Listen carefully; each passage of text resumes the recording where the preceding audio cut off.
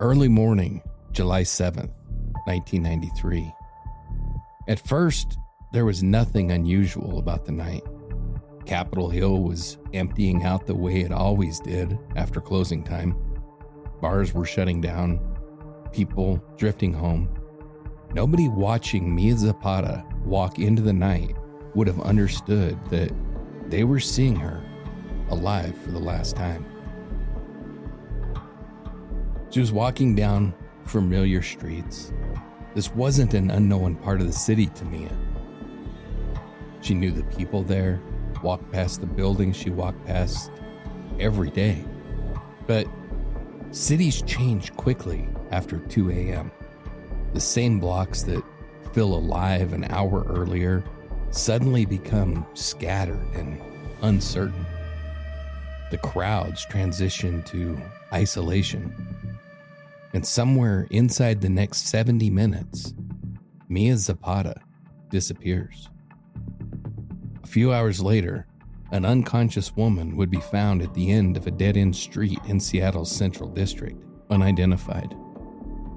Eventually, the woman lying in that street was identified as 27-year-old Mia Zapata, a singer, a songwriter, the front woman for a rising Seattle band, the sniveling little rat-faced Gits, and known as the Gits.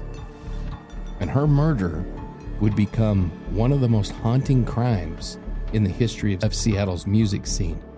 But before Mia Zapata became a homicide investigation, she was a person. And to understand why this case still matters decades later, you have to understand who Mia was before the headlines. Welcome back, listeners, to Dark Dialogue, where we dive deep into the mysteries that haunt small towns and big cities alike. I'm your host, John, and tonight we begin exploring one of the most haunting and emotionally devastating cases in the history of Seattle's underground music scene.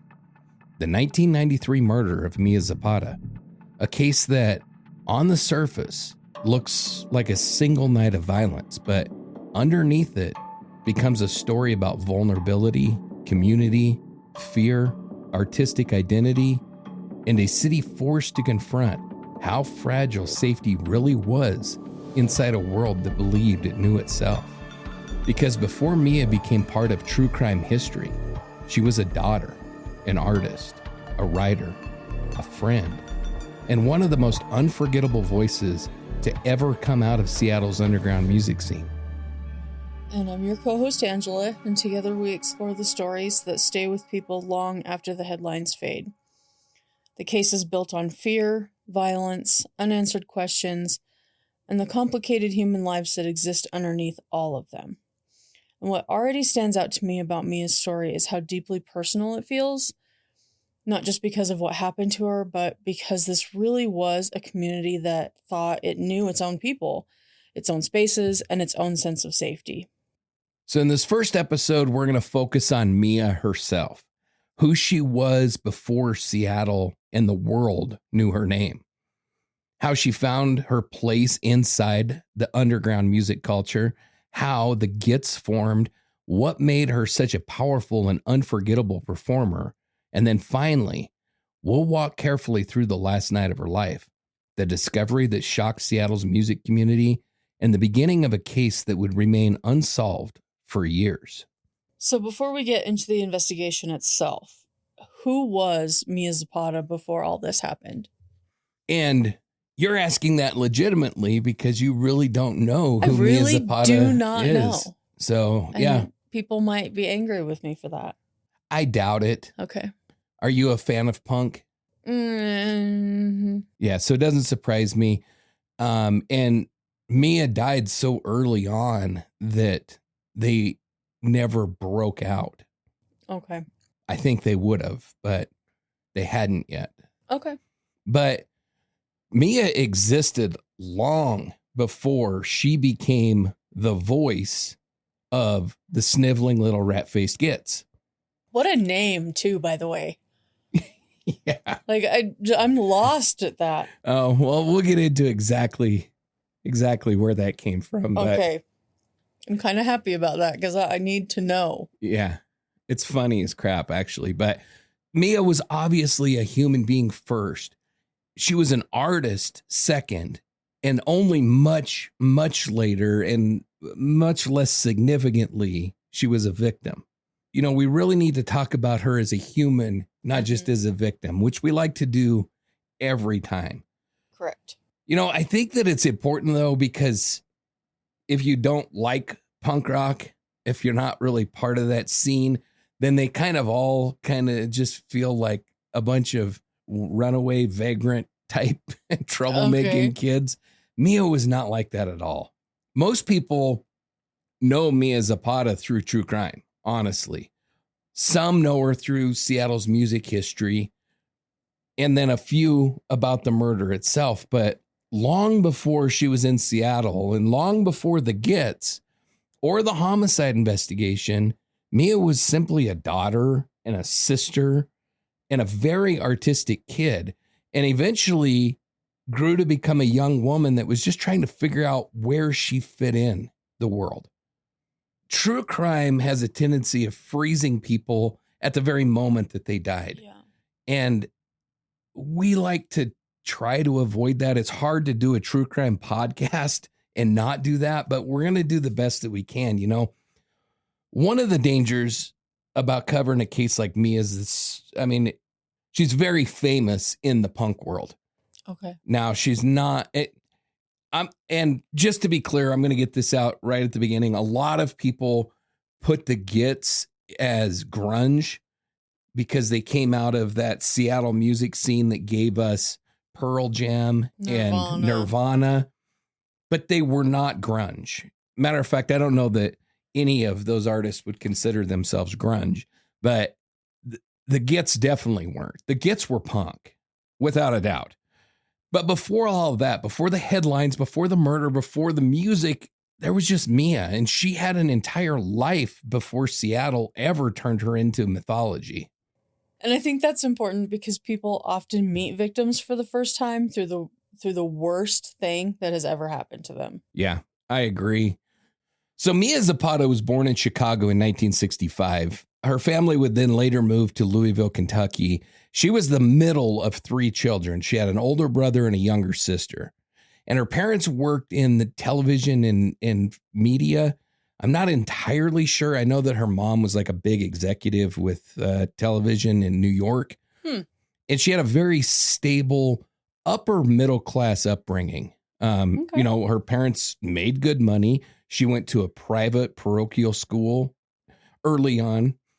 Her father, Dick, he'll become important later in the investigation and stuff, but Mia definitely does not fit the cliche of a broken home punk musician. Somebody, like I said earlier, trying to escape from it all or rebel against the world or anything at all like that.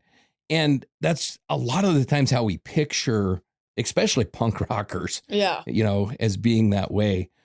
On paper, her childhood probably didn't resemble the future that she would later grow into.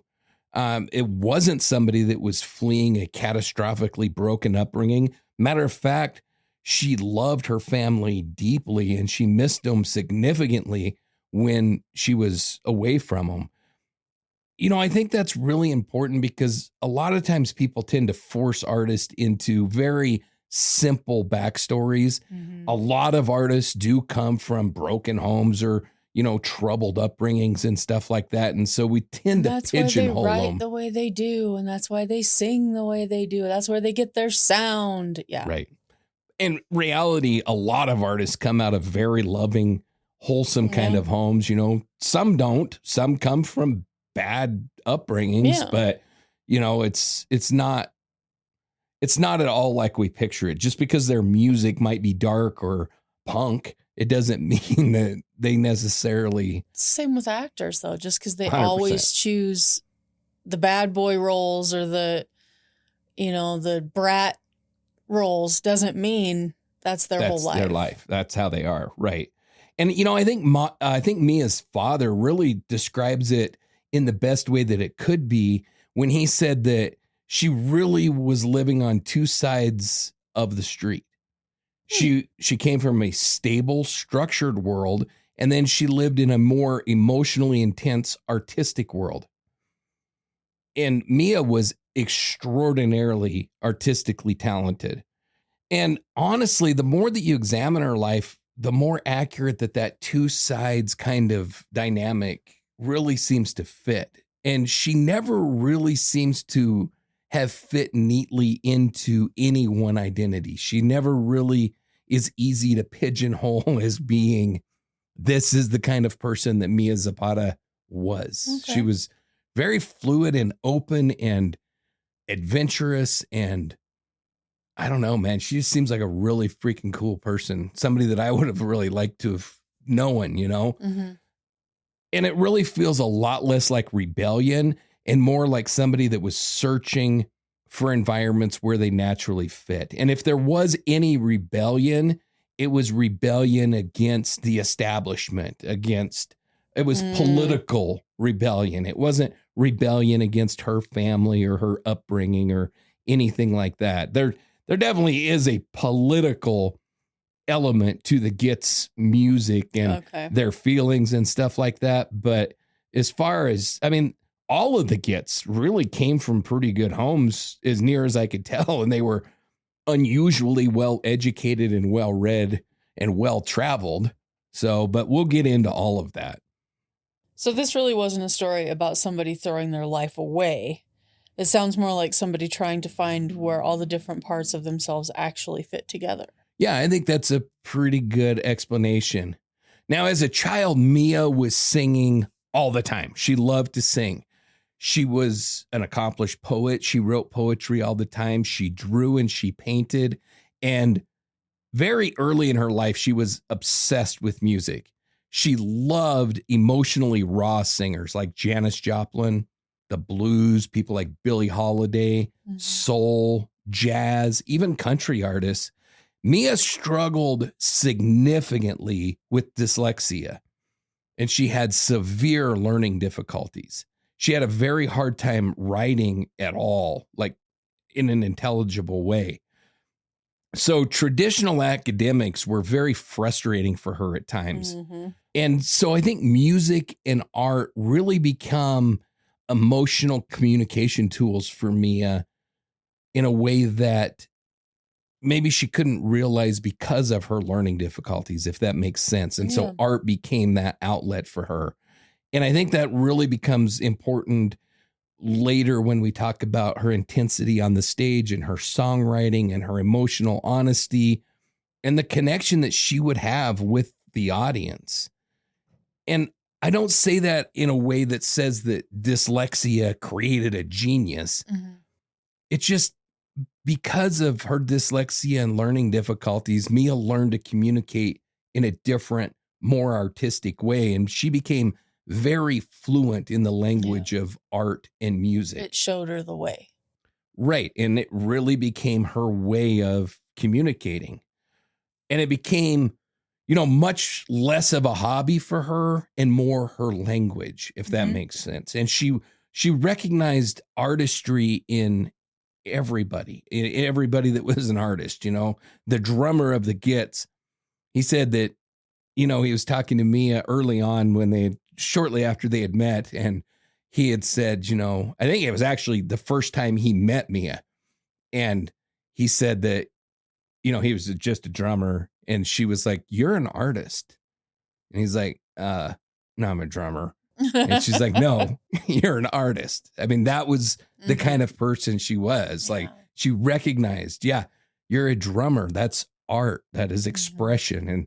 And she helped kind of foster that in people. And she has been consistently described by everybody that happened to come into her orbit as being exceptionally compassionate, non-judgmental, very emotionally intense, funny as hell, creative, and socially conscious. She was surprisingly private offstage for as open and raw as her onstage antics were. Offstage, she was very private. And friends have often said that people felt safe around her emotionally. She and her sister then would later say that Mia didn't remind you of anybody else. She was Mia. She was not like anybody. And everything that I've learned about her, yeah, that's very true. She was like a one of a kind. They broke the mold after this girl type of person, you know? It's pretty striking how often friends remember her personality before they remember anything that the public saw about her. You know, they don't remember her on stage. They remember her off stage. They remember her as Mia was not in the public eye. And I think that's one of the most human parts of the story, because nobody describing Mia makes her sound like a symbol. She sounds like a real person that people genuinely loved being around. Yeah, I think that's exactly right. Now, Mia absolutely had a very distinctive visual identity. She had dreadlocks and her hair was kind of a mess all the time.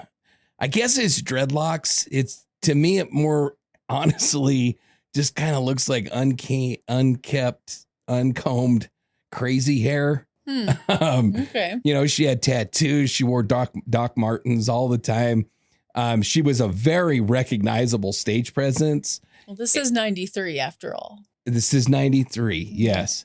And she had very memorable physical style. I mean, she would stand out. There's no doubt about that. If you have any doubts about it, check out some of the Gits live performances. Now, there's not a lot out there because they never really made it big enough to have a lot, sadly. But there are some performances. We'll be talking about this kind of throughout this entire arc, but a filmmaker made the movie Hype. I don't know if you ever heard of it or watched it, but I don't think so. Really, really great documentary about the underground music scene in Seattle during this time. And the Gits performed, I think, 4 songs for that documentary. And so that's some of the very little bit of like recorded footage we have of Mia and the Gits performing. But in spite of that kind of wild and very distinctive appearance and presence, anybody that really knew Mia, they really rarely start by discussing how she looked. They remember her freaking amazing voice, the warmth that she showed to pretty much all of humanity, the intensity that she had, and her humor. She was always joking around and having a fun time. The image may be what history will remember about Mia Zapata, but the people that knew her and loved her remember the person beneath all of that. So by the time Mia reached college, the different pieces of her life were beginning to move in the same direction. The music, the art, the emotional intensity, the search for people who understood her naturally. And for the first time, it seemed like she might finally be finding a world where all of that was finally going to kind of fit together. And so Mia ends up picking a very unusual college, I guess. Okay. Have you ever heard of Antioch College? No.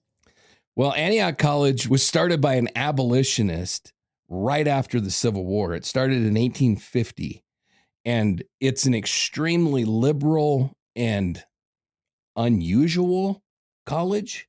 Okay. In that they don't give grades. Like there's no letter grades. There's no number grades. There's no grades.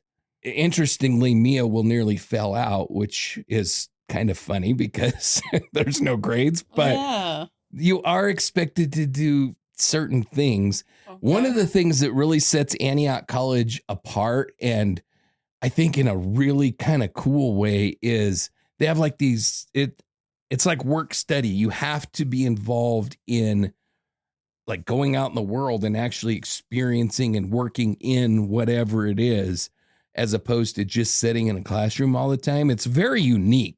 Obviously, there's no grades and stuff. And is it still going? So it closed and then it reopened. So I don't know if like the new Antioch College is anything like the 1980s Antioch College was. Okay. But it is still going. It closed, I think, for like, I don't know, 7 or 10 years or something like that. and then reopened early mid 2000s, I believe. But it's a small liberal arts school. It's known for having a very progressive culture, unconventional students, a lot of artistic experimentation, independent thinking. I think it's a place that I can say politically I might not agree with a lot of their views and stuff, but it sounds like a freaking cool place to go to college. Yeah. I mean, I gotta say, you know. I mean, for people who learn hands-on as opposed to sitting in a desk. Especially Hell for somebody, you know, like Mia that has a real learning disability. I think it was a unique avenue, and it drew people of a like mind because all of the Gits went to school at Antioch. Okay. And so, you know, it appears to be really one of the very first environments where Mia no longer had to constantly try to translate herself into any kind of conventional experiences. This is, you know, where her emotional intensity and creativity and her unconventional identity were treated as normal. Reading the book, which was written by the Gits drummer, you know, he would describe sitting in class in front of a guy wearing a dress in the 80s. Okay. So now you see that kind of stuff on a pretty regular basis. You don't think a whole lot about it. The 1980s, that was unbelievably unusual. And so that just tells you how far progressive Antioch College was at that time. Right. I mean, they openly invited like gay and lesbian students in the 40s. So we're talking about, you know, very progressive. Very progressive. But it really was the kind of place that attracted artists and outsiders and those that didn't fit the traditional mold, a lot of musicians and unconventional thinkers. And so for somebody like Mia, that environment really appears to have mattered a lot. And it's where the different parts of her identity really start aligning instead of competing against each other. So this really feels like the first place where Mia seems to stop trying to fit in to somebody else's version of normal. Right. And I think it was the first place where she could feel normal because everything was normal. You know what I mean? Yeah.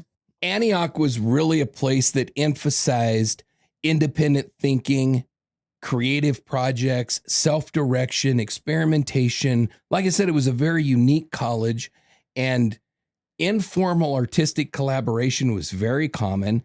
Music was woven naturally into their social life, and a do-it-yourself mentality was already really present there culturally. And so I think that a lot of the Gits' later identity can really be traced right back to Antioch College. And matter of fact, I would say that the Gits in general would not exist without Antioch College because ironically, they had a lot of concerts that they had performed at Antioch, but one of them was the Dead Kennedys.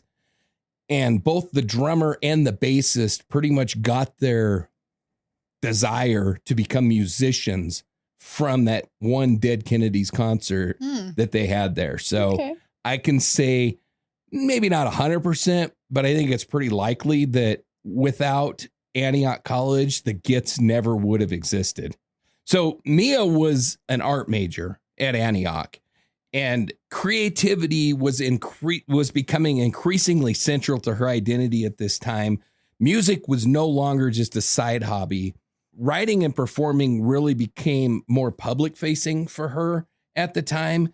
And she started growing both in her artistic abilities, but also in her confidence to really get out and perform. And I think that's important because this is where Mia's private creativity really became an intentional artistic life for her. By this point, creativity isn't just something that Mia enjoys doing. It really is becoming the organizing force in her life. And music and art, they're no longer side interests. They are her identity. The other thing that happened at Antioch for Mia is she began finding her people, if that makes sense. Her tribe. Right. she increasingly started surrounding herself with musicians and artists and outsiders and emotionally intense people, the do-it-yourself personalities, unconventional thinkers. The people that were drawn to Antioch really fit Mia and her thoughts and stuff equally. And it's important to note that this is not people that are rejecting society or, suffering from a bad influence or rebellion for rebellion's sake. It's emotional compatibility and a sense of belonging for people that maybe never really felt like they belonged before. During this period, Mia finally seems to be finding the people who really speak the same emotional language that she does. And not because everybody was identical, but because creativity and intensity weren't treated as strange there. She was really finding her people. And I think that people underestimate how powerful that feeling is. Finally finding a group where you don't feel like you have to constantly edit yourself or water yourself down. 100%. Yeah. So the core lineup of the Gits is Mia Zapata, who was the lead vocalist and the front person for the band. She was also the primary songwriter, along with Andy Kessler. Andy Kessler was also known as Joe Spleen, and he was the guitarist. Where does that come from? I have no idea. Matt Dresner played bass, and Steve Moriarty was on the drums. Steve Moriarty sounds familiar. Did he go on to do anything else? No. I mean, He wrote a book. It sounds more familiar than that. Well, Moriarty is the bad guy in Sherlock Holmes.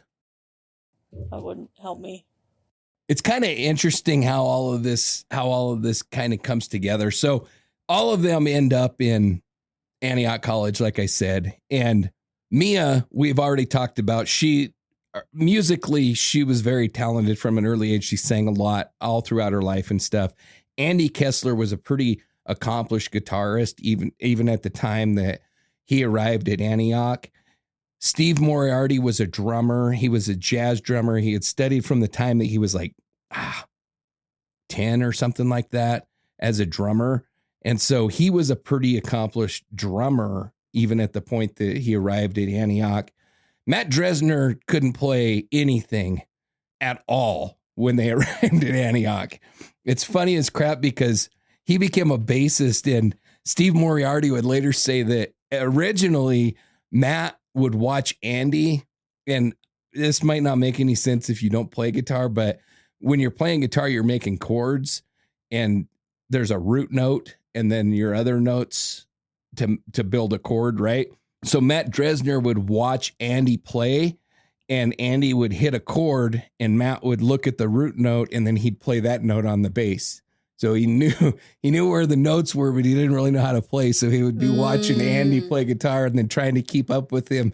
It's pretty freaking impressive, but I just find it interesting that. So that's how he taught himself, or did he take any classes later? Oh, no, he didn't take any classes. There was another bassist that played for the Big Brown House. I think the bassist, if I remember right, the bassist for the Big Brown House, who Steve Moriarty played drums with before the Gits, kind of taught Matt a little bit on the bass, but essentially he kind of was just self-taught. Yeah. Okay. And so I think maybe Mia, Matt, and Andy all got like an internship or something like that. I know for a fact that Andy did. I think all of them did an internship, but I don't know for sure that they were all there at the same time.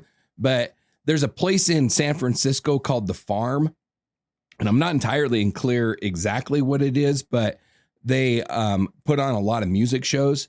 And so they did their internship there. So they worked with a lot of musicians and everything. And at that point, that's where Matt Dresner said that he was like basically being a roadie or whatever for the bands. He was helping them set up and that kind of stuff. And that's when he was like, I could do this.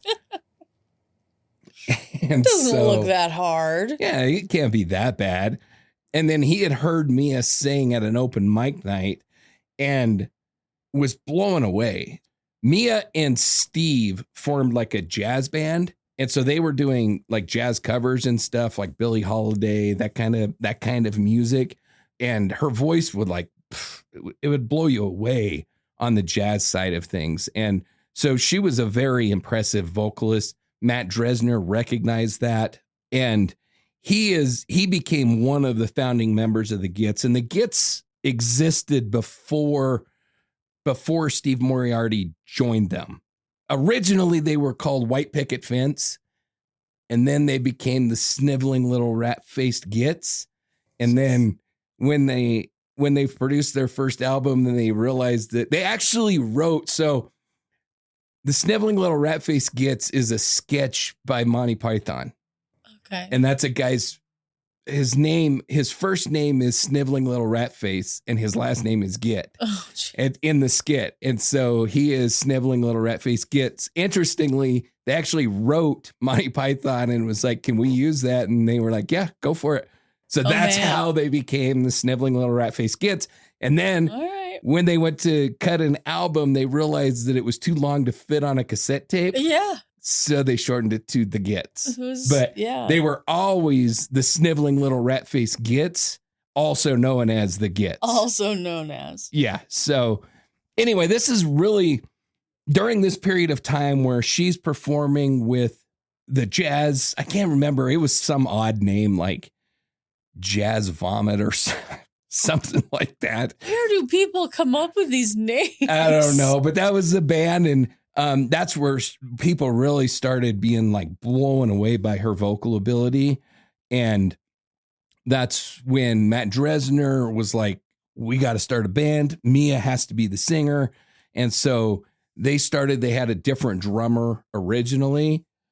Mia and Steve Moriarty, they were hanging out a lot together. And one of the stories from Matt's book or from Steve's book that I think is, it just really, I think, displays what kind of person Mia was, which is unbelievably unique, is he really didn't know her all that well at all. And they were kind of friends, acquaintances, I guess you would say. And she like handed him a paper with her address on it and asked him to come by sometime. And so he came by and she was like, I'm really busy. And he's like, oh, that's okay, I'll leave. And she's like, no, come in, whatever. And then at some point she like starts making out with him and all this, and then just randomly stops and is like, I got a bottle of tequila buried, so let's go find it. And so they go through the neighborhood and poor Steve is like, what the hell is going on? And then she comes up to this person's lawn and she pulls out a map. She made a treasure map and she's like, I got it. It's buried right over here. And so they go over and she gets a stick and she starts digging this hole. And then she's like, come help me dig. So he starts digging and eventually they find something and he pulls out a dead cat out of the hole. Oh no. And she's like, what in the hell? What? And she's like, she had babysat or cat sat his pet and it had gotten hit by a car, and she told him that it ran away. And this was her way of telling him that it got hit by a car. And she's like, I thought you might want to say goodbye. And that's the kind of person that Mia Zapata was. And I don't mean that like in a bad way. I just mean that as like, I don't know how to sit with that. She was a unique person. And then she's like, actually, I think the tequila is in my drawer at the house. So let's go back there. And it was. And so, and he just handled this all. Yeah, in stride. Oh, wow. But I think Mia was one of those people that like you just couldn't get mad at her. And there really was, I really truly believe that there really was no ill intent there. It was just her unique personality and funny, odd kind of nature. And but in the book, Steve does a much better job of telling the story than I do, obviously. But I just found that interesting and comical and it's just a way to kind of humanize Mia Zapata. Yeah. Okay. But, she had a very different voice. She was recognized early as a very powerful singer. And according to people that were there at the time, Matt and everybody really immediately understood that Mia was different as far as a vocalist. Not in the kind of polished corporate sense that you think about, but emotionally impossible to ignore. She had the kind of voice that really makes people stop conversations and look up. And I think because of the fact that the Gits were a punk band, Mia doesn't get the credit as being the unbelievable vocalist that she was. And there's another side of that too. I think that if you're listening to this and you're interested and you've never listened to the Gits and you want to know what I'm talking about, listen to the 2014 remasters instead of the original stuff, because most of the stuff that you find on YouTube and everything were the original recordings, and they just do not bring out the quality that you get in the remastered stuff. Actually, when they recorded Hype, that documentary I was talking about, they had a 24-track setup to record it, which is really good quality audio, 24-track. And then the band got access because the documentarian couldn't pay the bands to perform, to be in the movie. So he gave all the bands those tracks. And so that's some of the best tracks that we have of the Gits came from those recordings. I think they only did 4 songs, but of that, that's where we get a lot of that. And then the remasters have really cleaned up the quality a lot. And you can actually understand some of what Mia is saying when she sings. She sings in a way that's hard to understand what she's saying. So I encourage you to read the lyrics because they'll blow your freaking mind. Anyway, I don't want to make this too much music, but to be perfectly honest, Mia was about the music, and you're going to get a lot of that. Even though this is a true crime podcast, we're going to talk a lot about the music because I think that's what Mia would have wanted. Okay. But, during their studies and stuff, their friendships really deepened a lot. They had shared musical interests that were emerging, and the chemistry between these 4 really develops naturally. The group would eventually become the Gits. No industry assembly, no manufactured image, no commercial strategy at first. And Steve Moriarty plays, for a while, he's playing drums for the Big Brown House, the jazz thing that him and Mia, and I think Steve Kessler was involved in, Andy Kessler was involved in, and the Gits all at the same time. And he really originally was thinking that Big Brown House was going to be, what broke out. And then the more time that he spent with Mia, and she had such a gravitational personality, I guess you could say, that he really wanted to spend more time with her. It sounded like everybody that knew Mia kind of felt that way. And she would just kind of float in and out. And Antioch College is, again, interesting. Matt Dresner would later say that he calculated it up, and he thinks that the 4 of them were only on campus together a total of 7 months over the course of their entire college career. They were only because they were doing these like internships, San Francisco or Michigan or whatever. They were all over the place. For a period of time, Steve Moriarty went on like a European, I don't know, walkabout, whatever you want to call it. He like went over there, and the quintessential backpacking across Europe thing. Yeah, I mean, this kid like decided, he was growing up in Iowa, and he just decided that he was going to go to school in Spain. And so he just went. It's at high school. Okay.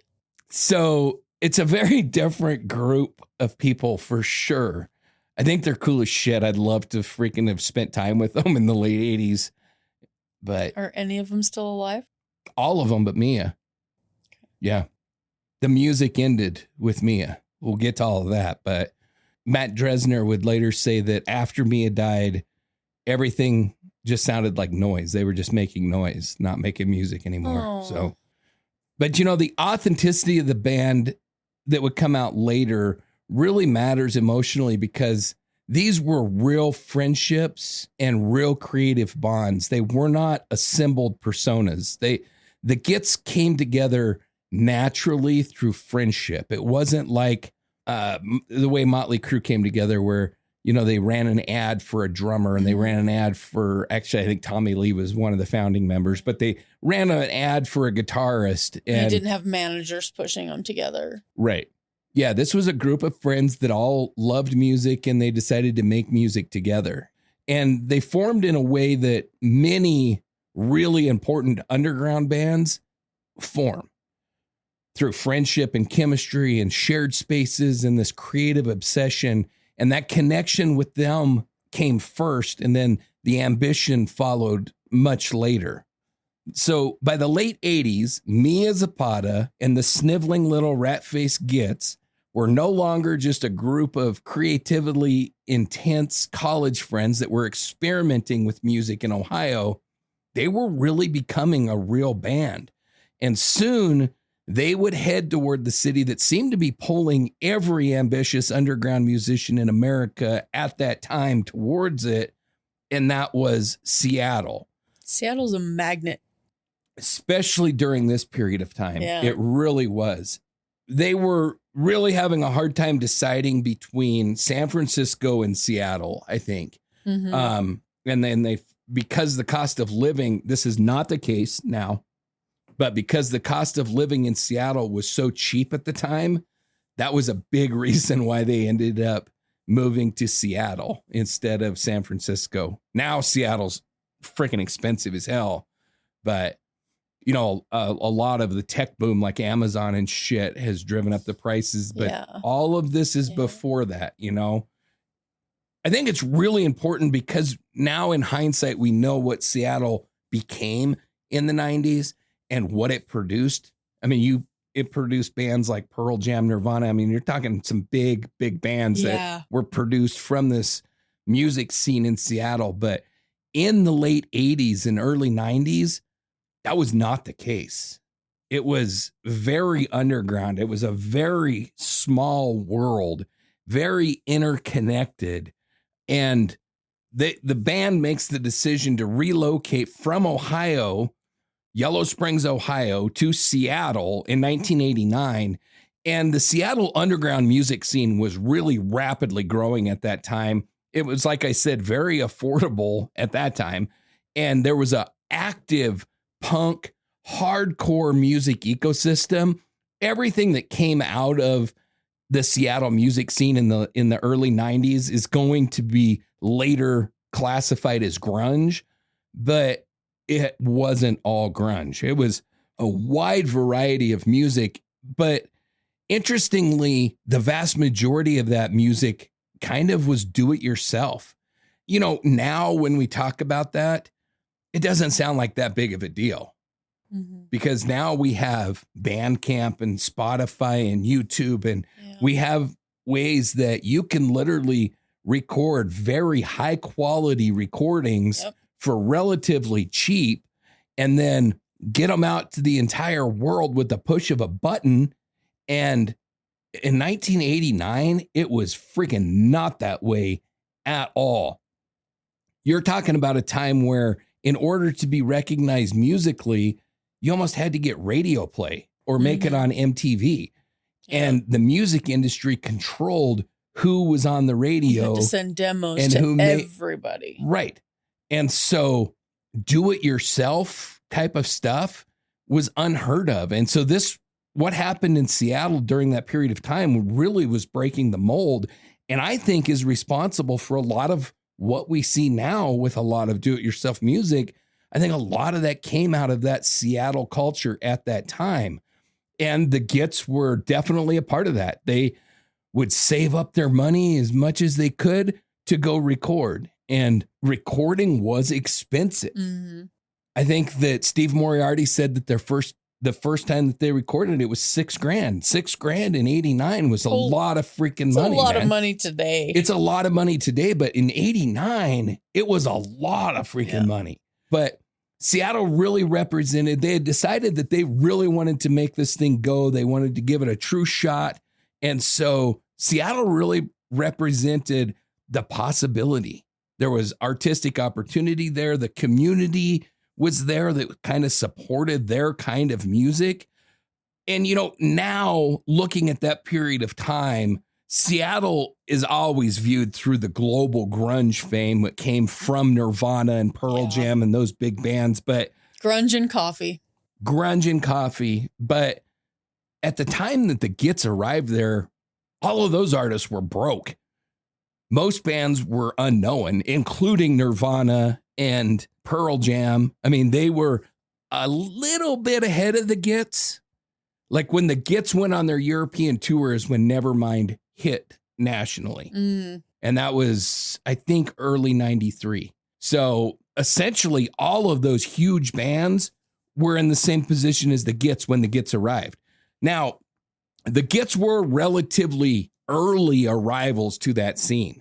They got there in 1989, and that music scene really blew up in the early 90s. I would say 92 and moving forward. That's when Nirvana's Nevermind, I don't know if you remember when that album hit, but I mean, yeah, a little bit. I really was a part of that scene. And so when you were, you couldn't hardly go anywhere where Pearl Jam's Jeremy wasn't playing, or Smells Like Teen Spirit wasn't getting blasted through the speakers somewhere. I mean, it was huge. Yeah. But in 1989, it wasn't at all. Most of them were broke. The bands were unknown, and everybody was hustling like hell to try to make enough money to record. So you're showing us that this wasn't the polished commercial version of Seattle that we know now, or not at all. Okay. The reality of the do-it-yourself music in the Seattle music scene of the late 80s and early 90s was much less glamorous than what you think of. The bands were booking the shows themselves. I know that the Gits, I think it was Andy Kessler that wrote a letter to like a club and basically was like, included $1 asking for the opportunity to play. And they actually got the gig and they played this club, but they were booking the shows themselves. They shared gear, like different bands would share gear amongst each other. It was, everybody kind of helped each other. It was a real family. The Gits would form some really close friendships with bands like 7 Year Bitch. And that wouldn't happen now, I don't think. I think it's totally different now. Yeah. Yeah. But at the time, they shared gear. They slept on each other's floors. They slept on the floor in their own places. A lot of times they couldn't afford beds. They would hand make posters and flyers. And this was well before we had computers like we do now to make that stuff. They were going down to the local, I can't remember what that shop was that did like copies and stuff. Kinko's, yeah. Something like a Kinko's, and printing off flyers and posting them around town. There was no Spotify, there was no YouTube, there was no social media. And radio, like I said, was controlled by the industry leaders, And so really the only way that these guys could get play would be on like college radio stations, because college radio stations were pretty independent. And then, local word of mouth just mattered. That meant everything. Do you remember our high school station? Oh, I certainly do. I was interviewed on it a couple times. I was thinking about that the other day. Anyway. KODI. No. KODI is the AM here. KYDZ. That was it. KYDZ, kids. Yep, that's right. And now it's really easy to underestimate just how freaking hard independent music was before the internet existed. But the Gits and bands like the Gits had to build everything manually. Bands of that time, they had to really build their audience city by city. One of the difficulties, and the Gits fell into this as well, is being able to tour and work, because you're not making enough touring to support yourself. So you have to have jobs. Like Mia was a waitress, and especially if you're sending money to people so you can book them, even if it's $1. Right. And so everything about this was very labor intensive. It was a lot of freaking hard work. That world existed because most of these bands had no other option. They were not getting any play in the music industry. They had to build it themselves. Like we would never, if it would have been up to the music industry, we never would have known Pearl Jam and Nirvana. Yeah. Because it wasn't until they built an audience that the music industry would even look at them. Yeah, they were like, oh, we're on to something. We can capitalize on this. Yeah, these guys are selling records. Okay. So the Gits really fit naturally into that Seattle underground. They played constantly. So the house that they rented was called the Rat's Nest or something like that. Of course it was. And they built a studio kind of thing in the basement of it where they would practice all the time. They shared the stages with grunge bands and other punk bands, and they really built their reputation through live performances. And then they started to build a really strong local following. You know, like I said before, and I'm probably going to repeat this multiple times because I think musically it's important. True crime wise, it doesn't mean shit, but musically it's important. And that is, the Gits were really adjacent to the grunge movement, but they were fundamentally a punk rock band.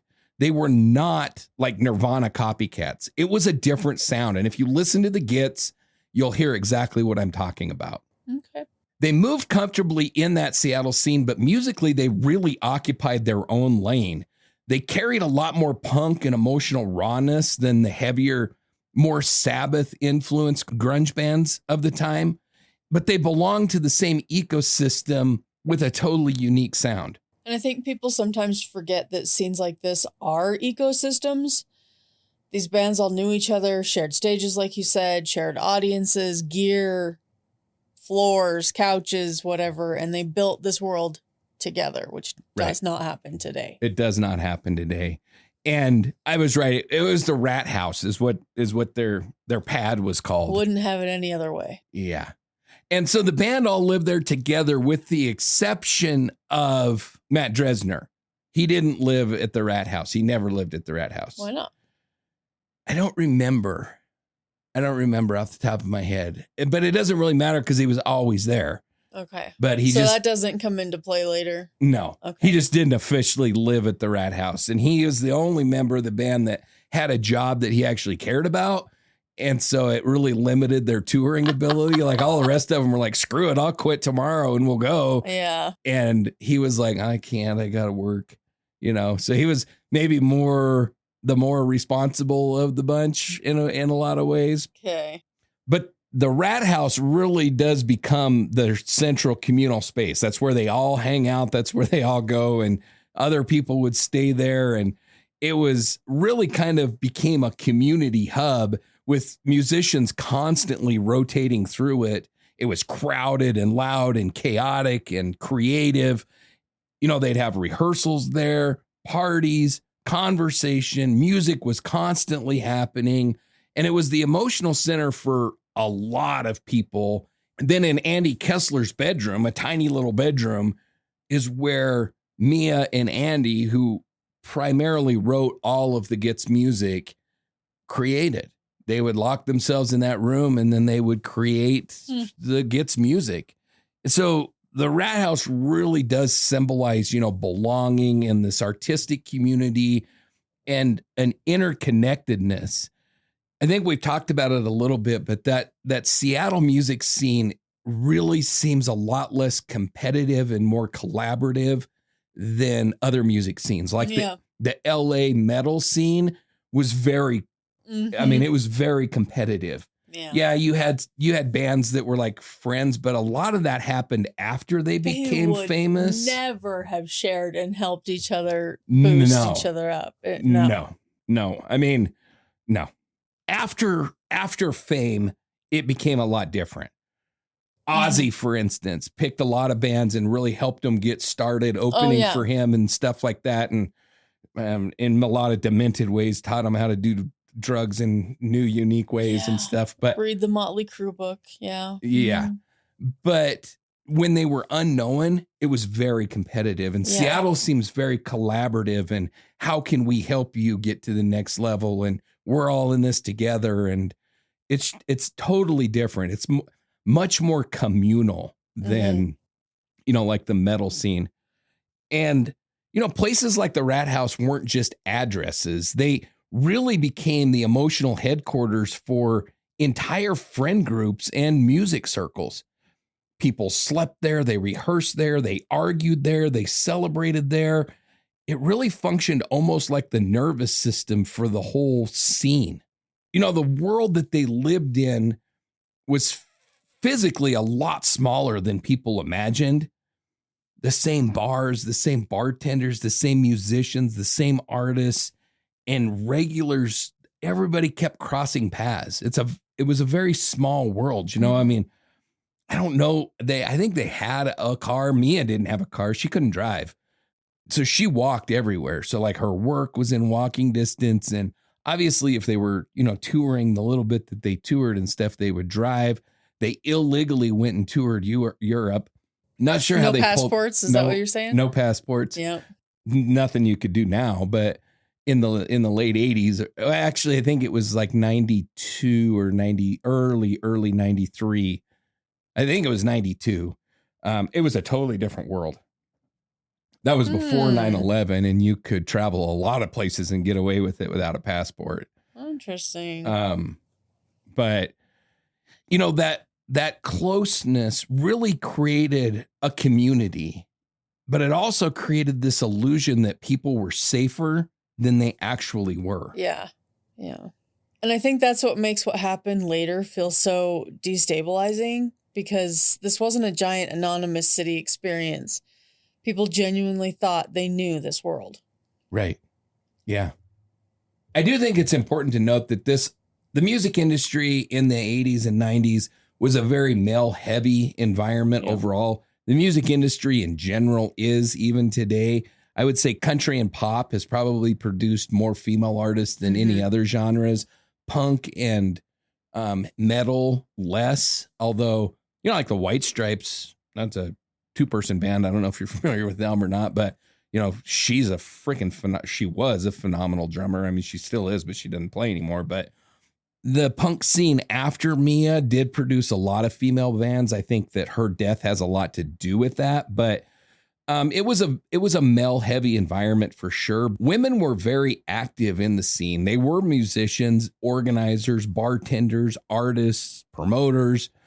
And, you know, that late night vulnerability was really kind of normal in that environment.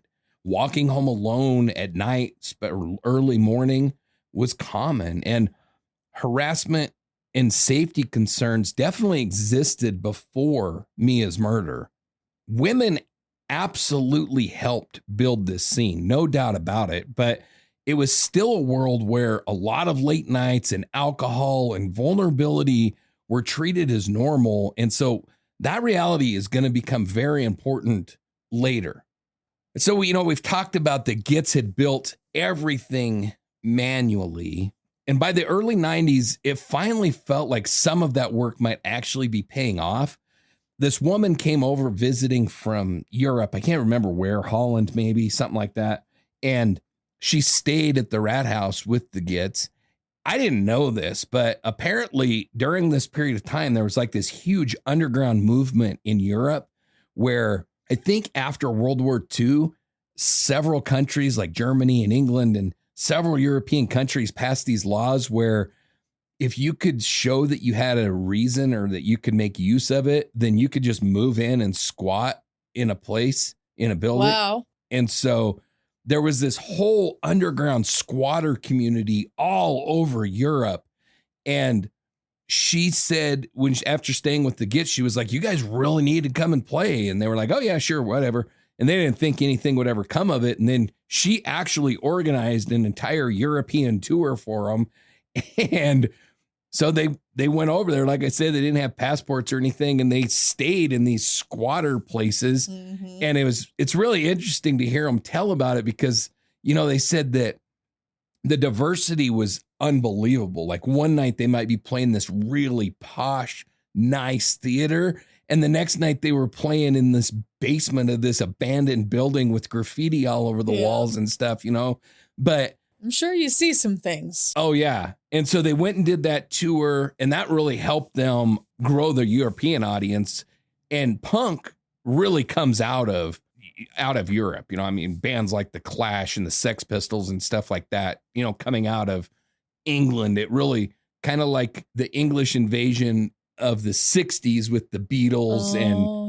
Yeah, you kind of had the similar thing going on with punk music in the late 70s through the 80s and into the 90s where punk music was really, so there was a lot of punk fans over there. So they loved the Gits, and they had produced an album while still in Antioch on cassette.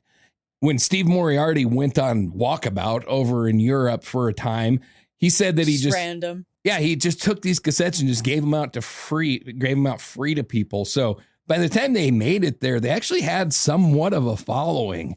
But when they came back, they were kind of building that in the United States as well. And it really looked like a lot of that hard work was going to start paying off. The momentum that they were building was really beginning to feel real. By the summer of 1993, Mia Zapata was no longer just another singer inside of Seattle's underground music scene. She had become one of the most emotionally unforgettable voices, and the people who saw her perform rarely forgot it. Now, people consistently describe Mia's performances as very emotionally raw, physically intense, magnetic, absolutely impossible to ignore. If you doubt me, check out some of her YouTube videos of her singing. I mean, she is jumping around the stage. She's always like, her hair's kind of a mess, and she usually's in like a t-shirt and like a pair of shorts with tights underneath or something, you know, like that scene Dressed in the late 80s and 90s. I don't know if you know, but yeah, you know, and she's just wild on stage. And the unfortunate part about a lot of the YouTube videos, like I said, is the audio is not the greatest, but you can really get a sense of her stage presence, you know, just watching those videos. Even people that are not familiar with punk music often remembered the emotional force of Mia Zapata, not just the sound. She really wasn't limited to just fans of the punk genre. There was an entire underground culture and a loyalty to her and the Gits that really kind of broke that mold. The emotional honesty of her lyrics really cut through the genre that punk is often tagged as. She really sang like somebody that was trying to tell the truth rather than somebody that was just trying to sound pretty. And I think that's important because there's a difference between technical perfection and emotional impact. And Mia seems to have had the kind of presence people physically remembered. Yeah, you know, her voice was unique as hell. I mean, it really blended the punk aggression with the emotionality of blues, the phrasing of soul, vulnerability. You know, like I said, a lot of her influences were like Billie Holiday, Janis Joplin, blues singers, soul artists, emotionally raw performers. Right. Okay. And that's really why the Gits sounded different from grunge or hardcore punk or the Riot Girl kind of bands that would come after.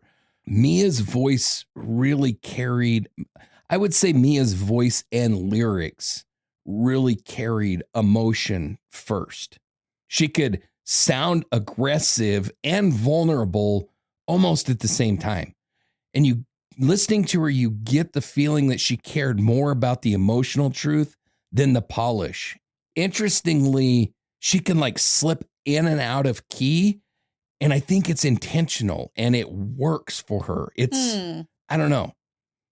Off stage, Mia could be quiet. She could be observant. She could be very private and even shy at times. On stage, she was physically commanding. She was emotionally explosive, and she was intensely expressive. She used it all on stage. She used it all on stage, yes. You know, that's really one of the things that people noticed was that contrast between her on and off stage personas. And off stage, she actually could be fairly reserved. And then the music would start and suddenly she was enormous. Yeah. So it almost sounds like the stage became the place where she communicated most naturally. I think that's fair. Mia developed strong respect among musicians and local bands and her fans and audiences, obviously, across all kinds of different artists and genres. And not because of celebrity and not because the industry was hyping them, because they weren't, and not because of her image, but just because she was emotionally authentic. When she was singing, I think people believed her. And in the underground music culture, that really matters. If you're telling your story and you're believable, that really is important. Mm-hmm. And so the Gits moved through the grunge kind of ecosystem without ever really sounding like grunge.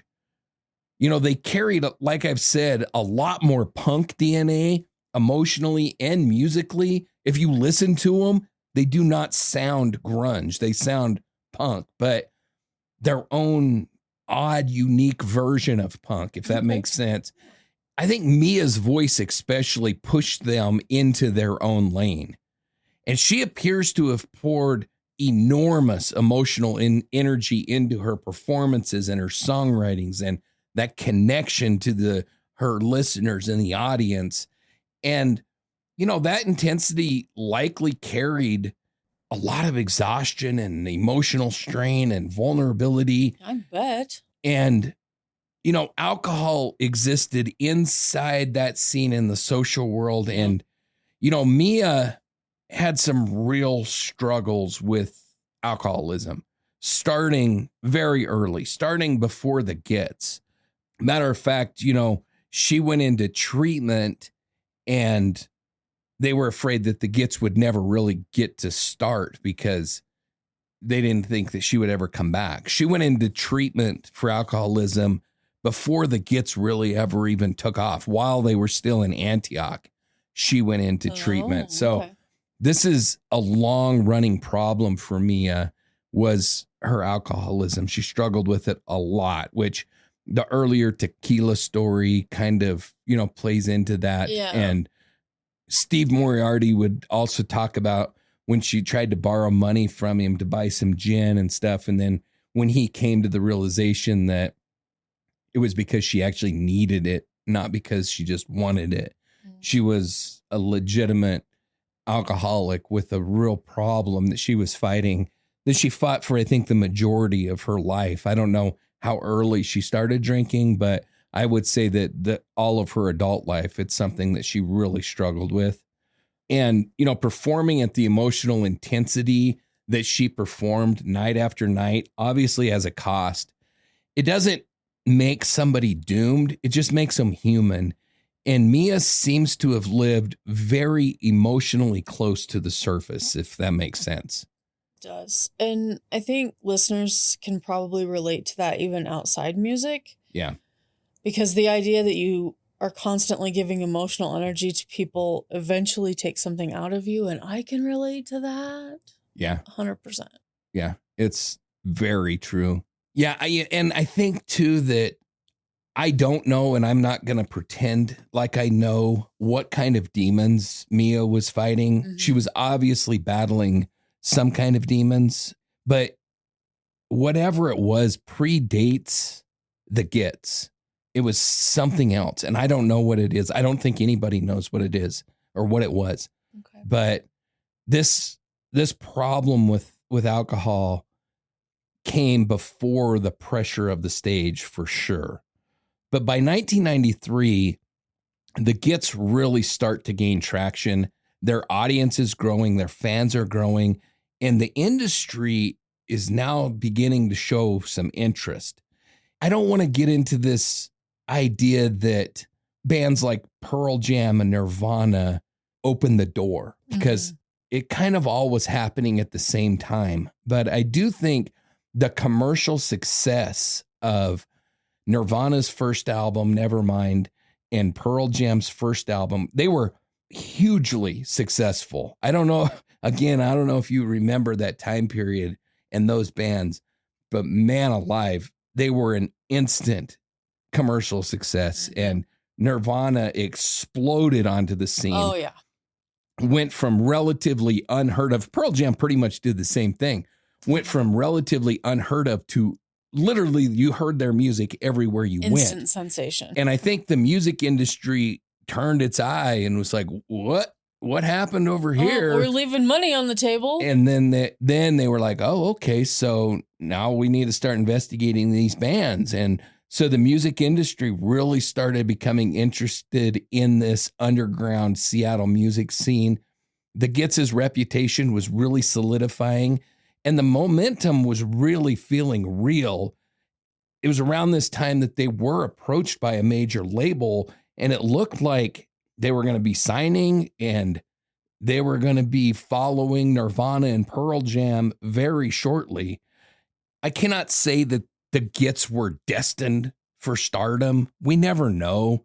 You know, bands come and go all the time.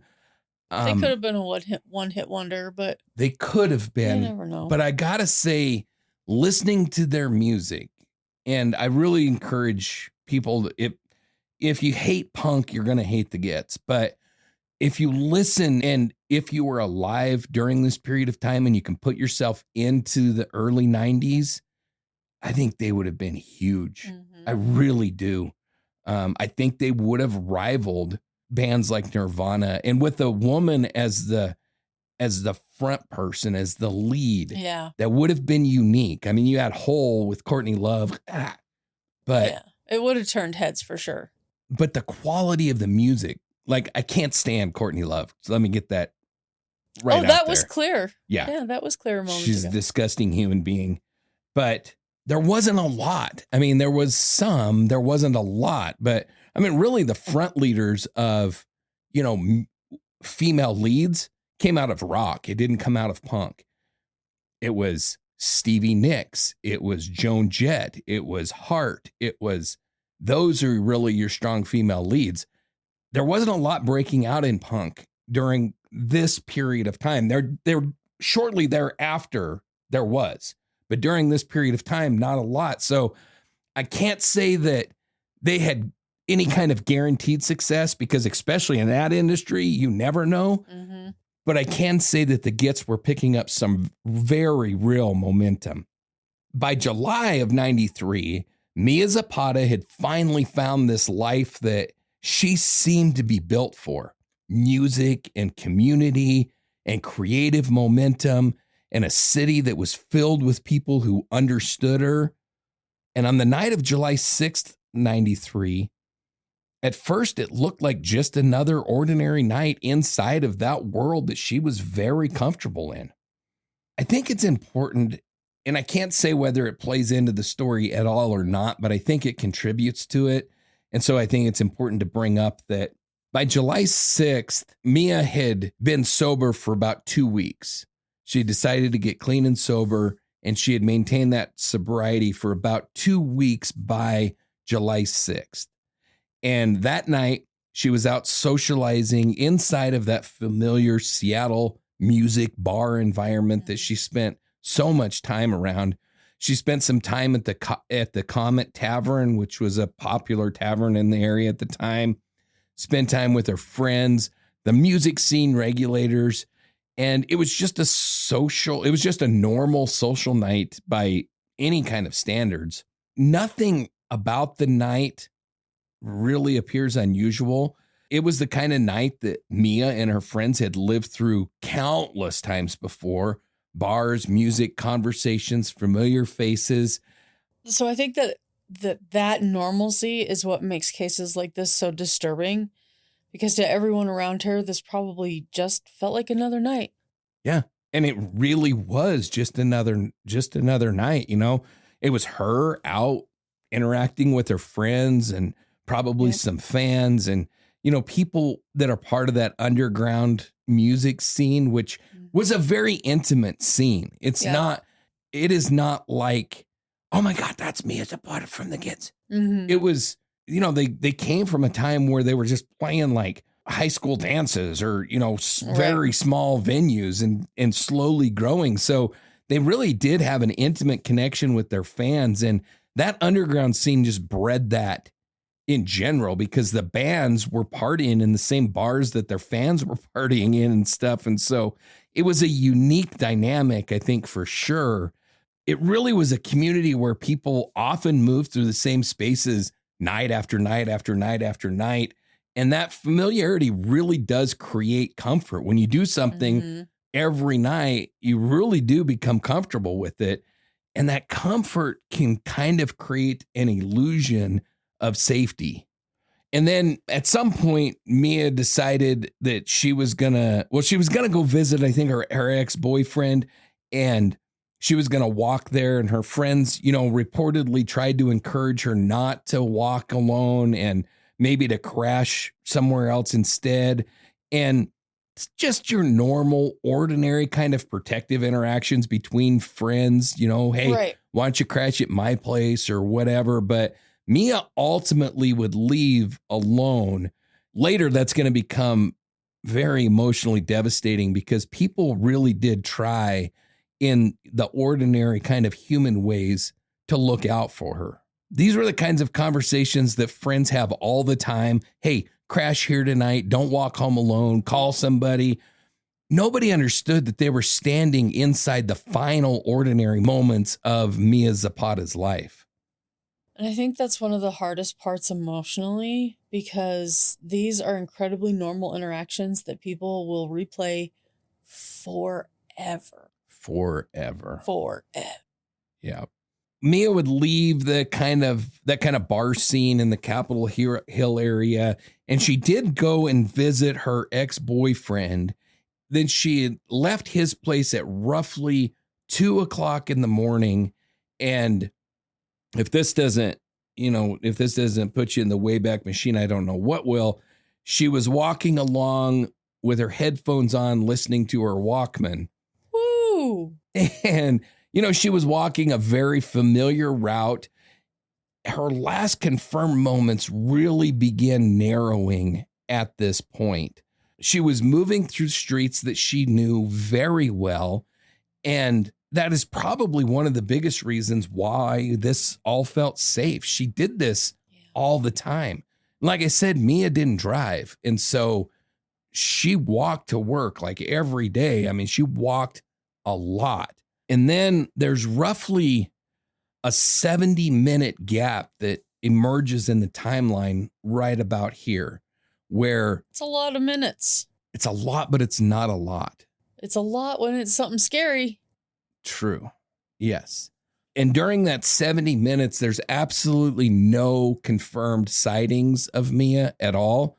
Investigators are later kind of come to believe that sometime during that 70-minute window, probably very much at the beginning of it, she likely entered a vehicle and she did not walk voluntarily to her final location. She was attacked somewhere before where she would eventually end up. The timeline really begins to collapse at this point inwardly very quickly. And somewhere inside that missing 70-minute window, everything changes. And I think that uncertainty is part of what makes this case feel so haunting, because there's that stretch of time where the entire story disappears. Everything.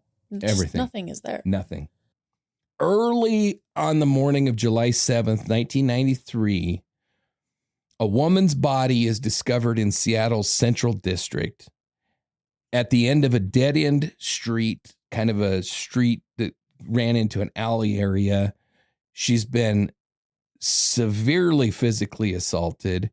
She's been strangled with, in this part, I mean, obviously this is going to be Mia. At the time, she was unidentified, but this fact I have a hard time with, and that is that she was strangled with the tie from a Gits sweatshirt she was wearing, which is just tough, man. It's just tough to even talk about. But like I said, she was not immediately identified at first. She was at first listed as a Jane Doe.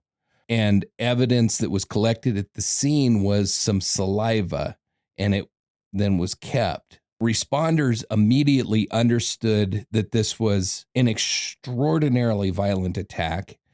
At first, they didn't even know that the woman that they found was Mia Zapata. But inside of Seattle's underground community, word began spreading pretty quickly.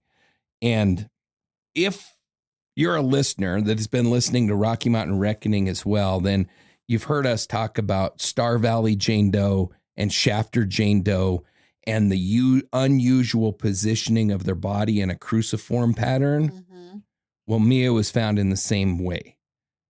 Oh. In a cruciform pattern. And that is not at all to try to indicate. Connect them. Yeah, not at all. But it's interesting. And in Rocky Mountain Reckoning, I went into great detail about how unusual that is.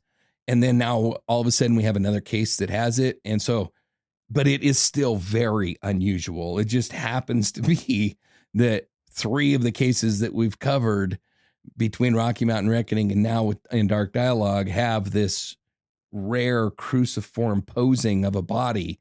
But I don't want that to make it seem like this happens all the time, because it really does not happen. It's very rare.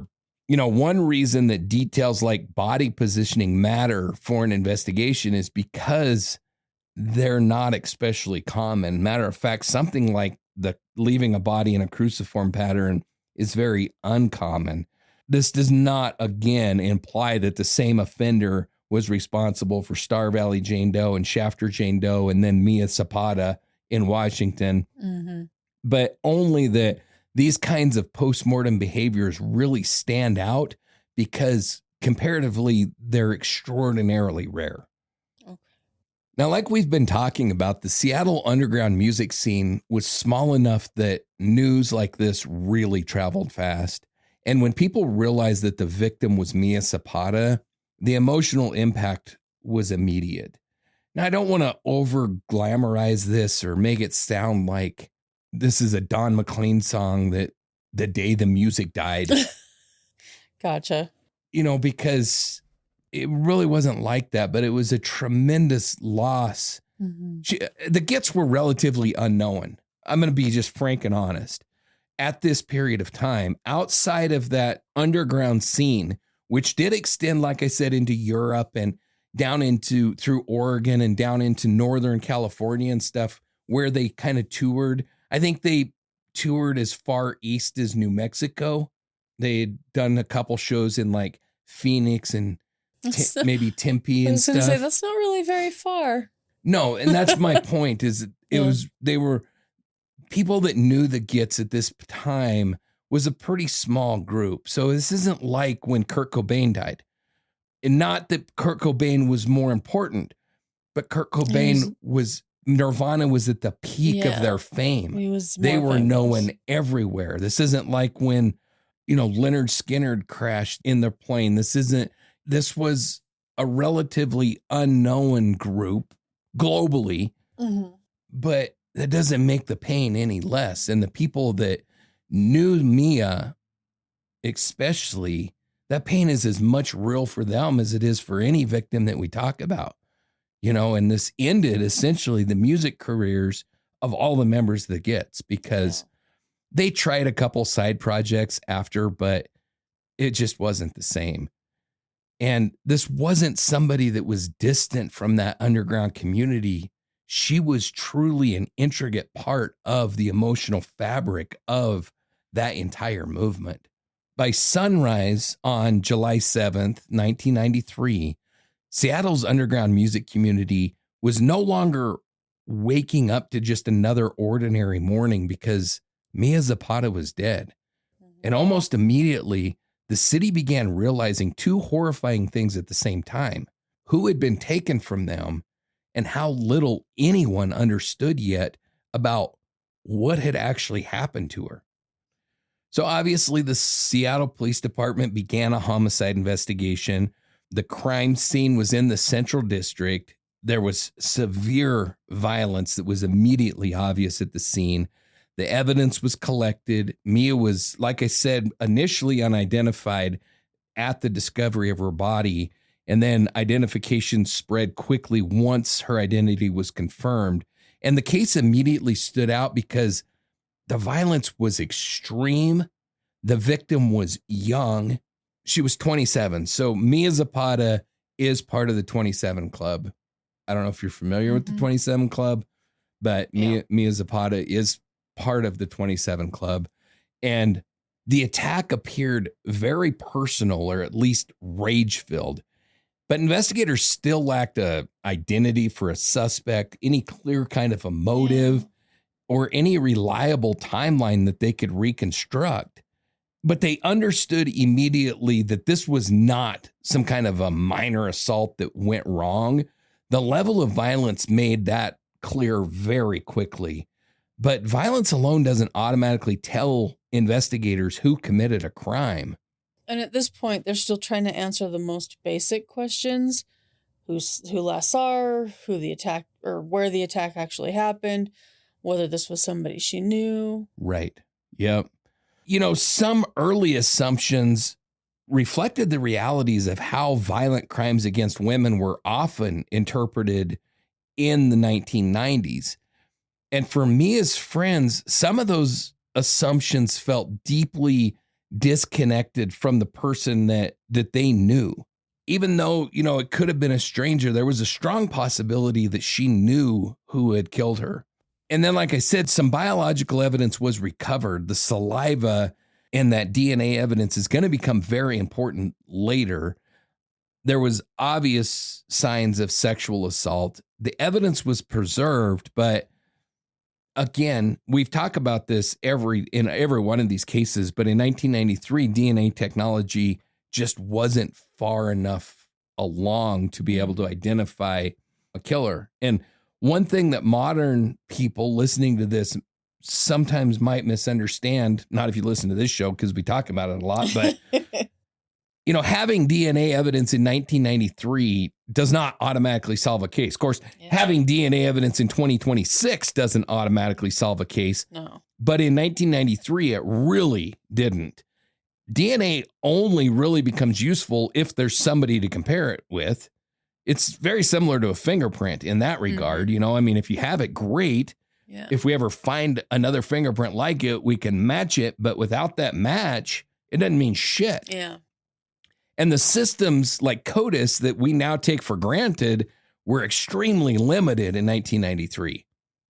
So they actually had important forensic evidence early on. They just didn't yet have the infrastructure to turn that evidence into a suspect. Right. You know, it's a common tell. How many times have we had this same conversation Every time. Between this show and Rocky Mountain Reckoning?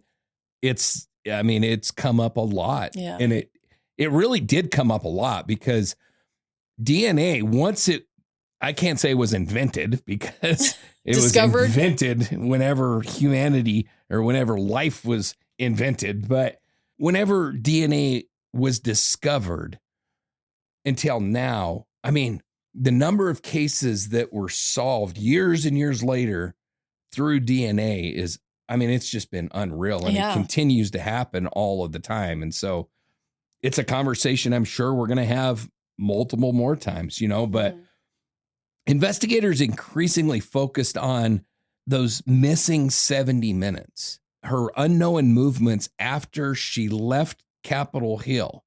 And that timeline really collapses. And then from where she disappeared from to where she was found really indicated that very likely, I think it was over 2 miles away. So very likely a vehicle had been involved, but there were very uncertain about where the assault happened and what happened during that missing window of time. What we could say for sure is that somewhere inside that missing 70 minutes is almost certainly the answer to this case. If we just knew what happened during those 70 minutes, we would know, right? And that's not the same as saying, well, if we just would have seen the murder occur, we'd know. All I'm meaning is 70 minutes, like you said, it's a long window and a short window all at the same time, right? It's a long stretch of time. For sure. An hour and 10 minutes. You can do a lot in an hour and 10 minutes, but it's also a very narrow window. But to have it for 70 minutes, you have no information. That's a long time to not know what was happening with a person. Exactly. So obviously this sent shockwaves through the Seattle music scene. Fear spread very quickly among women, especially. People began altering their routines, walking in groups more frequently. There was increased awareness of how vulnerable that they were. This murder really shattered the illusion that familiarity somehow guaranteed safety. One thing becomes very clear quickly, and that is how personal this felt. Women inside that scene especially really began reevaluating routines that previously felt very ordinary, something they wouldn't even think about, like walking home after a show. Now that felt very different. So I think that's what makes this hit so hard emotionally, is because the danger wasn't happening in some distant world. It happened inside a community, and people trusted that community. I think so too. Yep, for sure.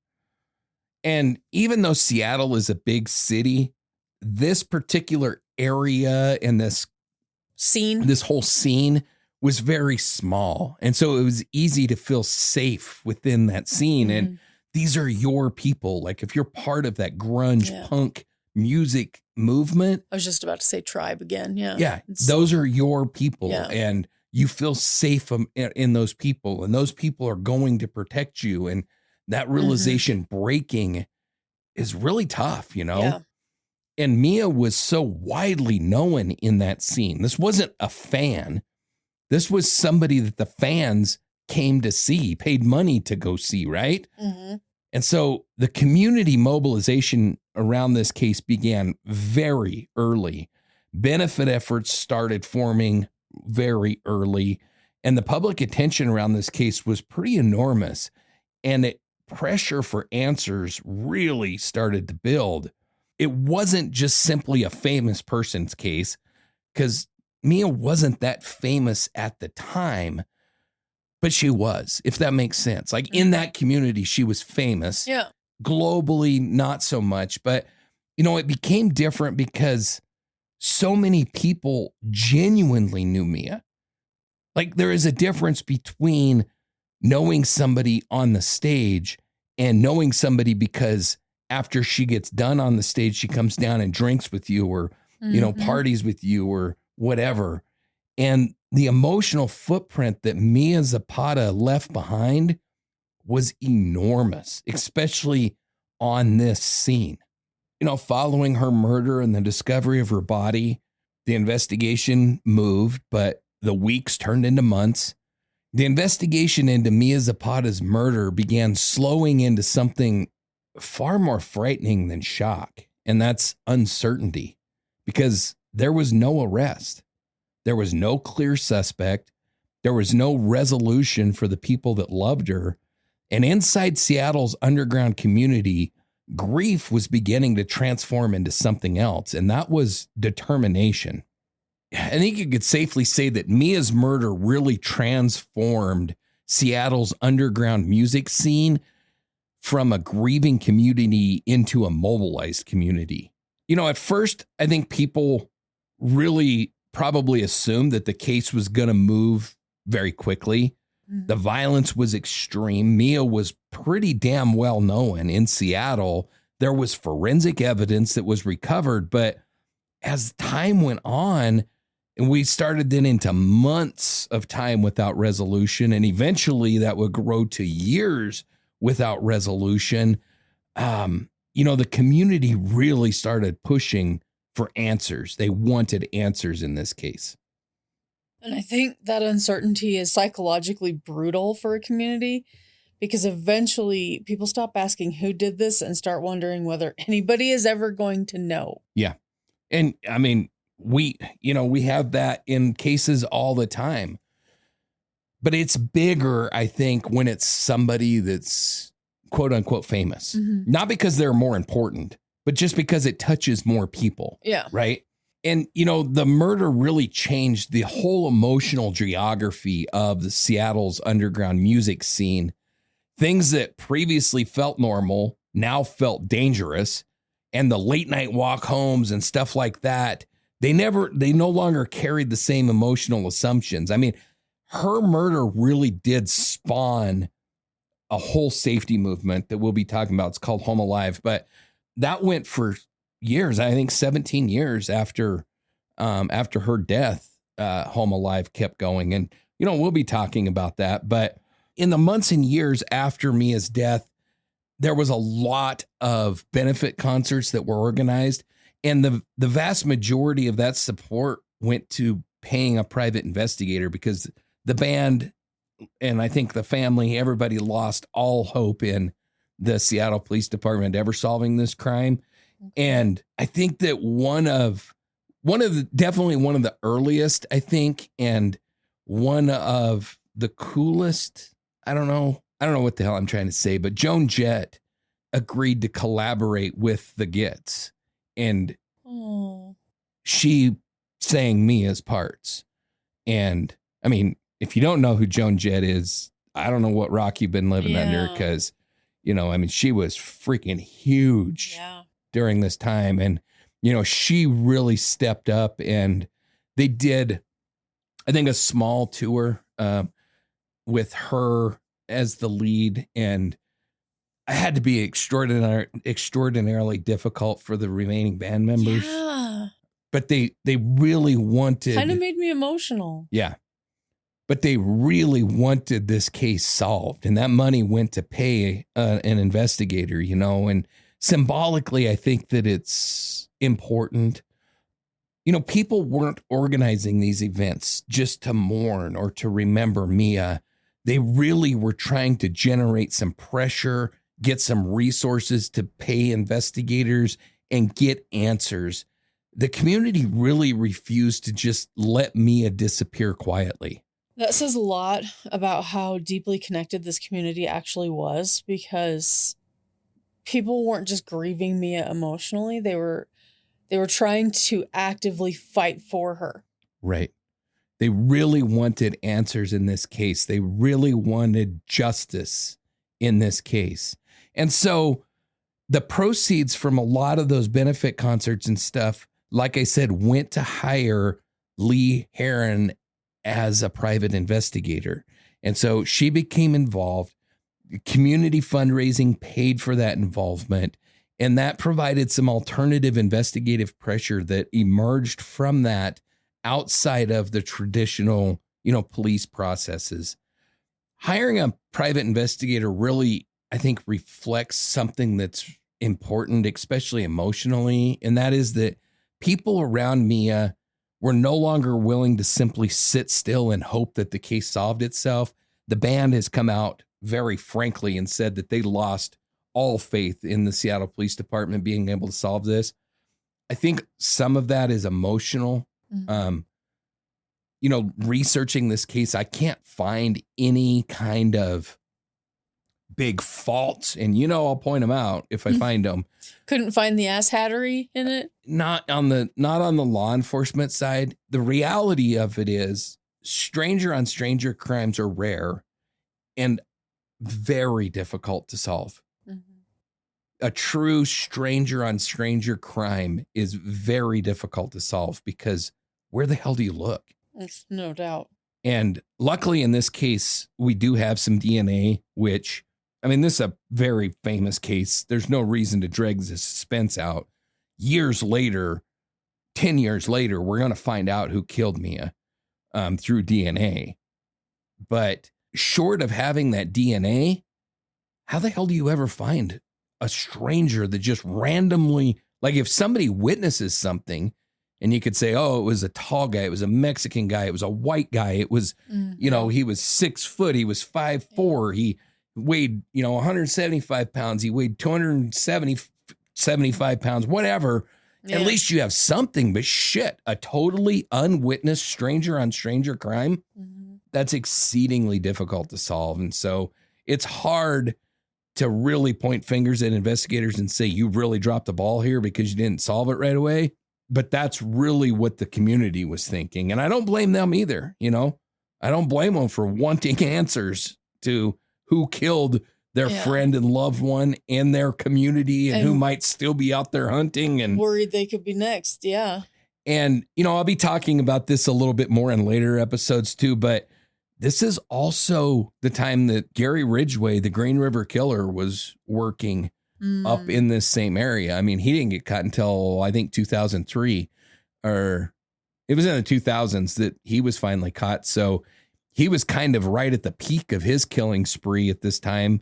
Now, Mia's death doesn't match his MO. She wasn't found in the river or in the Green River, but still, you know, you have a serial killer that's working in this general area. Yeah. And so it's just an unsettling time, I guess, is my point. You know, I talked a little bit earlier, I at least mentioned that from Mia's murder, it spawned an organization called Home Alive. And I think Home Alive really becomes one of the clearest examples of grief being transformed into action. Home Alive existed because Mia's murder forced people to confront a reality that they could no longer ignore. And the community realized that familiarity was not protection. So Home Alive was an organization that taught self-defense tactics to women. They were able to do so on like a sliding fee scale. And so they could take payments, or you could have discounted classes, or I don't know all of the intricacies of how it worked, but it essentially taught women self-defense, and then things like that you never think about today, but something in 1993 or in the late 80s and early 90s would have been very important, and that is memorizing where phone booths are. Yeah. Because this was a time where if you wanted to make a call, you needed to know where a payphone was. And so have a dime or a quarter or whatever it was at the time. Whatever it was. Yeah, I think it was probably a quarter by 93. But yeah, and memorizing where those phones were and stuff like that you don't think of, that Home Alive really helped to teach women and teach them actual self-defense tactics. They put on self-defense classes and taught women how to defend themselves. And it really was an awesome organization that was spawned from a terrible tragedy. And many women inside the scene decided that they needed practical ways to protect themselves and to protect each other. So it really feels like what made Home Alive so powerful emotionally is that it did come directly out of grief. People trying to make sure that nobody else disappeared this way. I think 100% that's right. Yep. And Mia really has become symbolic inside of Seattle's music history for sure. This case, I think, is always going to remain emotionally unresolved. Technically, it's solved. And I don't know that there's a lot of questions lingering about who committed the crime or anything, but emotionally, I don't know why. It's tragic anytime anybody's murdered. But I think when there's somebody that's like an artist or something like this, it doesn't make it sadder. It doesn't make it worse, but it does make you think, what would have been? What would have the Gits been? I mean, you know, would they still be playing? Would they, you know, I don't know. There's just, I think that additional component with somebody like this, you know, but. The what ifs are bigger is what you're trying to say. Yeah. But I think it's important to note that, and I talked about this before, that the Gits were a relatively unknown band. Technically, there's 2 albums, but practically there's only one, because the second album, they were in the middle of recording. They had recorded several tracks. Mia had planned to go back into the studio and re-record everything because she wasn't happy with her performance, wasn't happy with the sound, whatever. She planned to totally go back and re-record everything. That never happened, obviously. And so they essentially had to pick up what would have been on the cutting room floor and put it together and release it as an album. Which you could do now, but then... But even now you couldn't. I mean, you could do it a lot better. You could do a lot better, but you know, it's not complete because she never completed it. So, you know, it's kind of like when an actor or something dies mid movie and they're able to complete it with some, you know, I don't know, computer graphics and stuff like that. CGI and people who kind of look like them. Yeah. But at the end of the day, you never know what that movie would have been because they never finished it.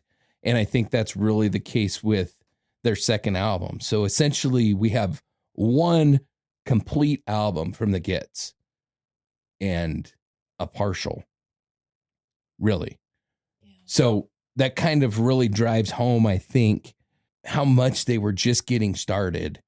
And I think it also really drives home the point that Mia's memory survived because people genuinely loved Mia Zapata, not because history turned her into mythology sometime later, you know? Mm-hmm. She was loved as the person that she was, not as this poster child that she would become. Yeah. And I think that I'm maybe taking a slightly different approach with this case. And it just kind of hit me, the realization that I think I am different on this case than I am on a lot. And I think that really comes back to like the prologue of Steve Moriarty's book and where he despises the true crime community for what they did to Mia Zapata. And, you know, Mia is not remembered at all for her music. She's remembered for being the victim of a rape and murder, and not any more than any other victim. But it really drives home that point that we try to make in every victim tribute. And that is all of these people, all of these victims are much, much larger than this worst moment in their life. Yeah. Right. So it becomes their whole story, and it shouldn't. Right. Yeah. But, you know, the reason that her case endured was not because she became symbolic first. It really endured because people never stopped feeling her absence. And the emotional space that she occupied in that community remained empty.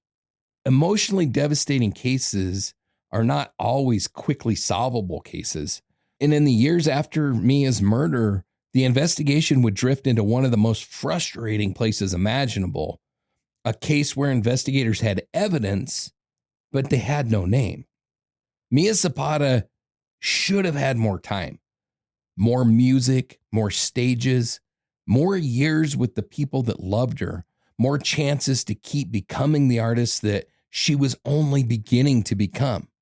Instead, the future that she spent years building was taken from her during an ordinary walk through a city that she thought she knew. But the people who loved Mia refused to let her disappear quietly. They carried her memory through music, through grief, through anger, through activism, and through the stubborn refusal to let her become just another forgotten name in a cold case file. And decades later, people still remember the force of her voice, the honesty in her performances, and the emotional space that she occupied inside Seattle's underground music scene. Now, a song I picked for Mia is a little bit harder and grittier than a lot of the songs that we pick. Not that the JJ Hawk Band has anything resembling punk, but it has a bit more of an edge to it than a lot of the tribute songs. But I think that's because Mia had a lot more of an edge than a lot of our victims have. So this is Deliver Me by the JJ Hawk Band. And this is Mia Zapata.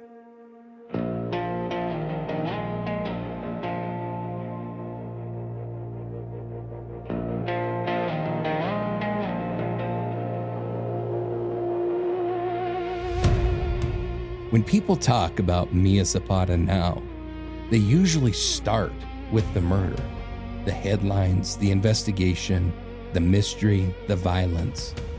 But the people who actually knew Mia, the people who loved her, they remembered something else first.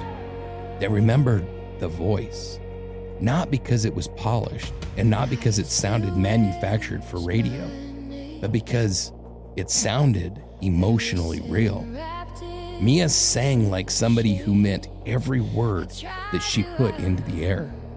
And whether you loved punk music or hated it, people remembered the honesty. They remembered the force of it. They remembered the feeling that something unfiltered and painfully human had just walked onto the stage. And offstage, Mia wasn't mythology. She was funny, compassionate, emotionally intense, creative in the way some people can't turn off even if they try. People talked about feeling safe around her, accepted around her. And maybe that's part of why this case still hurts the people that are connected to it decades later. Because Mia didn't feel distant. She didn't feel untouchable. She felt real. Before Seattle ever turned her into part of its history, Mia Zapata was just a young woman trying to build a life through music, trying to find spaces where she belonged, trying to create something honest. And by the summer of '93, it finally felt like that life was beginning to open up in front of her. The Gits were growing. The crowds were growing. The industry was beginning to notice. And after years of sleeping on floors, hauling equipment, grinding through clubs, and building everything by hand, the future finally felt possible. Not guaranteed, but possible. And that future was stolen from her during an ordinary walk home through a city that she thought she knew. That's the part that still lingers over this case. Not just the violence, but the interruption, the theft of everything that hadn't happened yet, the music that she hadn't written yet, the performances she hadn't given yet, the life she was still in the middle of becoming. And the people who loved Mia carry that loss the only ways they know how. Through grief, through memory, through music, through anger, through refusing to let her disappear quietly into another unsolved file. Because some people leave behind more than photographs and police reports. Some people leave behind emotional fingerprints. And decades later, Mia Zapata still does. From the silence and the flame, from the burden and the blame, if this is